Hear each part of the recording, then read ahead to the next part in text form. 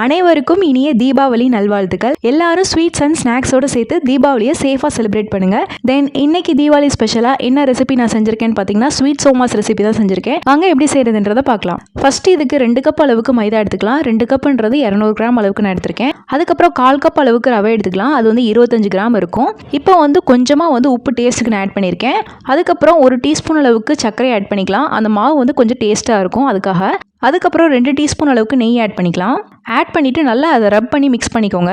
கொஞ்சமாக தண்ணி ஆட் பண்ணி நல்லா சாஃப்டாக மாவு பிசைஞ்சு எடுத்துக்கோங்க. இதை நல்லா அடித்து நல்லா சாஃப்டாக பிசையணும். அப்படின்னா தான் மாவு நல்லா சாஃப்டாக இருக்கும். உங்களுக்கு மாவு சீக்கிரம் சாஃப்ட் ஆகிறதுக்காக இந்த மாதிரி இடிக்கலை வச்சு நல்லா இடிச்சு விட்டுருங்க. இப்போ இது நல்லா ரவுண்ட் ஷேப்பில் ரெடி பண்ணிவிட்டு 1லேருந்து 2 மணி நேரம் நல்லா ஊற வச்சு எடுத்துக்கலாம். மாவு எந்த அளவுக்கு உங்களுக்கு ஊறுதோ அந்த அளவுக்கு நல்லா சாஃப்டாக கிடைக்கும். இப்போ ஒரு மிக்ஸி ஜாரில் 50 கிராம் அளவுக்கு பொட்டுக்கடலை எடுத்துக்கலாம். அது பார்த்தீங்கன்னா 1/2 கப் அளவுக்கு இருக்கும். அதுக்கப்புறம் 2 ஏலக்காய். ஃபர்ஸ்ட் இதை ரெண்டையும் மிக்ஸியில் நல்லா பொடி பண்ணி எடுத்துக்கலாம். அதுக்கப்புறம் அதே மிக்ஸி ஜாரில் 3/4 கப் அளவுக்கு சர்க்கரை ஆட் பண்ணிக்கலாம். 3/4 கப்புன்றது 75 கிராம் இருக்கும். இதையும் நல்லா பவுடர் பண்ணி எடுத்துக்கலாம். அதுக்கப்புறம் ஒரு பேனில் 2 டீஸ்பூன் அளவுக்கு கசகசா ஆட் பண்ணிவிட்டு அதை ஒரு 5 நிமிஷம் நல்லா ரோஸ்ட் பண்ணி எடுத்துக்கோங்க.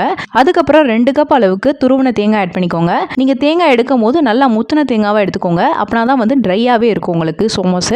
உங்ககிட்ட கொப்பரை தேங்காய் இருந்துச்சுன்னா ரோஸ்ட் பண்ணவே தேவையில்லை, அப்படியே ஆட் பண்ணிக்கலாம். தேங்காவை நல்லா ரோஸ்ட் பண்ணிவிட்டு சுட சுட ஆட் பண்ணிடாதீங்க. நல்லா கொஞ்சம் ஆற விட்டுட்டு ஆட் பண்ணிக்கோங்க. அப்போ தான் அந்த சர்க்கரை மெல்ட் ஆகாமல் இருக்கும். இது எல்லாத்தையுமே சேர்த்து நல்லா மிக்ஸ் பண்ணிக்கலாம். இப்போ உள்ளே வைக்கிற ஸ்டஃபிங் ரெடி ஆயிடுச்சு. இப்போ நம்ம ஊற வச்சிருக்க மாவு எடுத்துக்கலாம். அதை கொஞ்சமாக எடுத்து நீங்கள் சப்பாத்திக்கு எப்படி தேய்ப்பீங்களோ அதே மாதிரி தேய்ச்சி எடுத்துக்கோங்க. இந்த மாதிரி ஒரு சின்ன கிண்ணம் இல்லைனா சின்ன தட்டு வச்சுருந்தீங்கன்னா இந்த மாதிரி ஷேப்ஸ் ரெடி பண்ணிக்கோங்க. இது பார்த்தீங்கன்னா நான் மினி சோமாஸ் மாதிரி செஞ்சுருக்கேன். உங்களுக்கு பெரிய சைஸ் சோமாஸ் வேணும்னா நீங்கள் பூரிக்கு எப்படி வீட்டில் ஷேப்ஸ் செய்வீங்களோ அதே மாதிரி ரெடி பண்ணிக்கலாம். உங்களுக்கு உள்ளங்கைக்குள்ளே தான் இருக்கும், அந்த அளவுக்கு தான் நான் ரெடி பண்ணியிருக்கேன். இந்த மாதிரி உள்ளுக்கு ஸ்டஃபிங் வச்சுட்டு ஓரத்துலலாம் தண்ணி அப்ளை பண்ணிவிட்டு இந்த மாதிரி நல்லா ஷீல் பண்ணிக்கோங்க.